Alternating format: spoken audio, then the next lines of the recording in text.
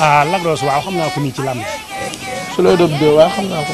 non bokk nañ benn saal man ak moom.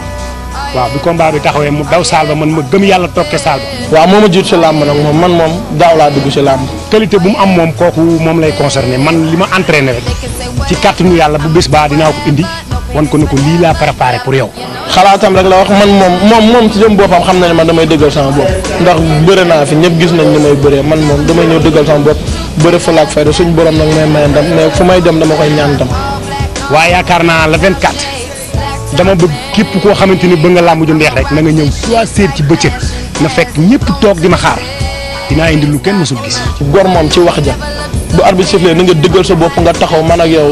ñu bëre may ñaan yàlla may ma ndam sa kaw ma lay wax nag le 24 juillet damay ñëw si làmb te j'attaque je cogne et je gagne. loolu mu wax na ji ma dëggal boppam rek yaakaar naa ñun la booli paataar ñun la waa kër booli paataar ñun waaw moom bu dëggalee boppam ba mu sens dina gis tàkk-tàkk. giit ak ngaas moom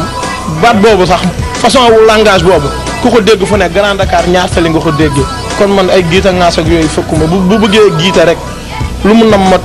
imaginer ko mu ñëw dina rag ba naaw fër bu xeexee. combat moom lu mu laaj ci kàttanu yàlla yoon ko joxe ba mu jeex tàkk waaw xare nag ku fay dem yaakaar naa da nga yóbbu sa matuwaay yëpp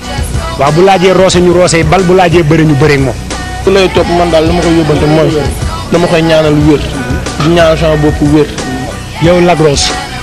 dama bëgg bu ñu jàkkaarloo arbitre ne pire nga taxaw dëggal sa bopp ma woon la li ma entraîné. ma la koy waxaat nag yow su lay topp numéro 2 yow laay waxal le 24 juillet j'attaque je cogne et je gagne incha allah. Ride this beat, beat, beat like a pony. Meet me at the top, get it loaded.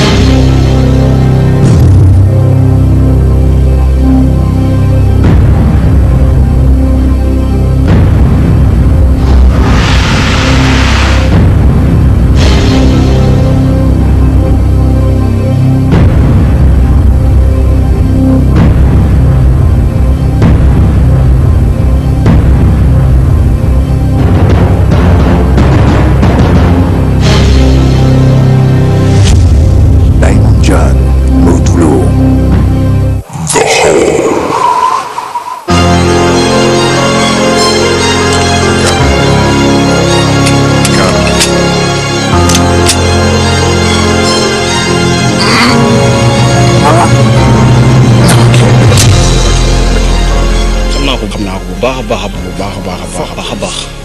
mook sama grand frère ñoo bokkoon camp bokkoon écrit daan entraîné loo ma nekkoon seen tout tànk daan leen topp ay mbapat du ki may pare quoi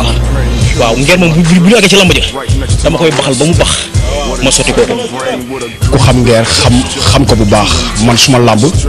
soo taxawee ñëwoo damay ñëw foo dugg dinaa la loqati ma tëgg la ko njaajaan njaaj ju saf sap bu ñu xeexee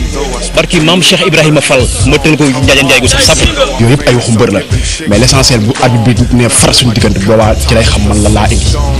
non loolu ci moom lay ajoo rek bu lamb jotee dinañ yëngal ba mu yëngu lu mu bax rek dinaa ko ngeer barki maam Cheikh Fall xadar boobu du ci ay média nga koy wane wala dara mais bu arbitre bi ne xaas suñu diggante man ak moom rek ñu des fa boobaa ci lay leer quoi taxuma ko jóg loolu wax ju yàqu la rek loolu wax ju yàqu la ba mu sulee na dëggal boppam man mun naa ne moom taxumaa jóg moom it mun na wax ne taxuma kaa jóg mais lamb la waaw parité moom sawar naa pour bëri ko trop ndax parité bañ koo voté ak léegi yàggul comprends la parité moom rafetlu nañ ko en tant que parce que jigéen moo ñu jur mooy suñu yaay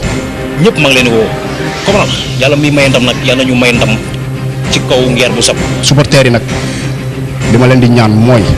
2 heures pile na leen fekk si stade boobu xam ne bés bi seen bés la ndax bés du tuut nit ki nag amul lu dul bésam seen bër daan ci kàttan suñu borom ñu delluwaat ci jàmm